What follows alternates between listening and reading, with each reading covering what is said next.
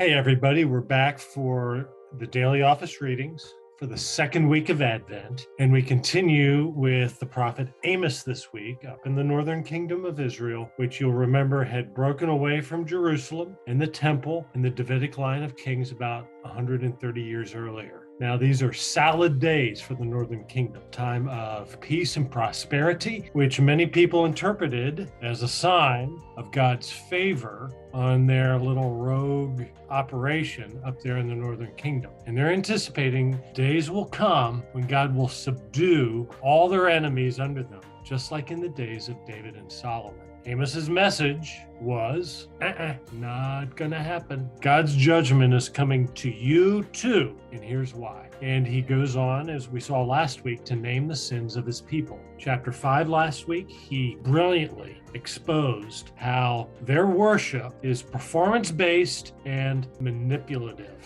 Though they worship with the outward forms that resemble the worship of Yahweh down there in the Temple of Jerusalem, which they had abandoned, they're doing it with pagan mindset.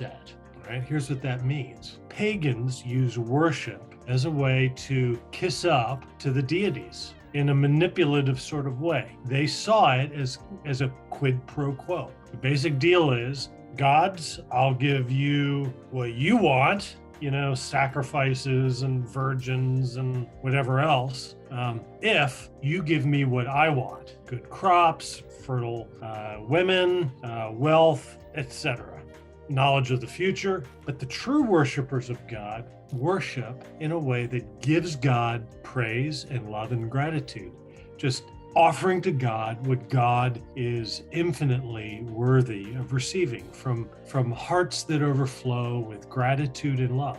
We don't give these things to God to extort something out of him, like, okay, God, I'll worship you if you answer my prayers. No.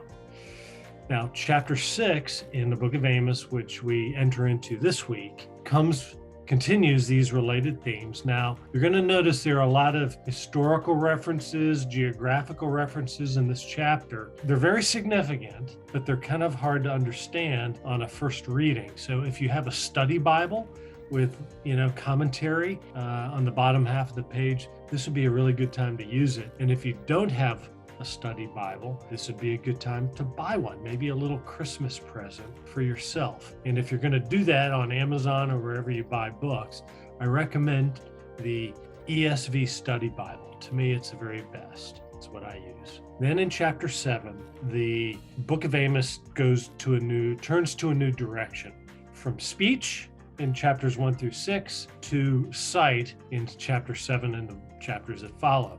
From oracles naming the judgment that's coming to a series of visions that portray what it will look like, okay? And as you read, here's a helpful exercise. List each of the vivid images that Amos uses to portray the coming judgment. And as you do so, just marvel at what a master of simile and metaphor Amos is, even though he is just a herder of sheep and a dresser of sycamore trees. This is one eloquent farmer. Hope you're enjoying our daily office, and I'm going to have another one for you this week because we start into the book of Revelation. So stay tuned.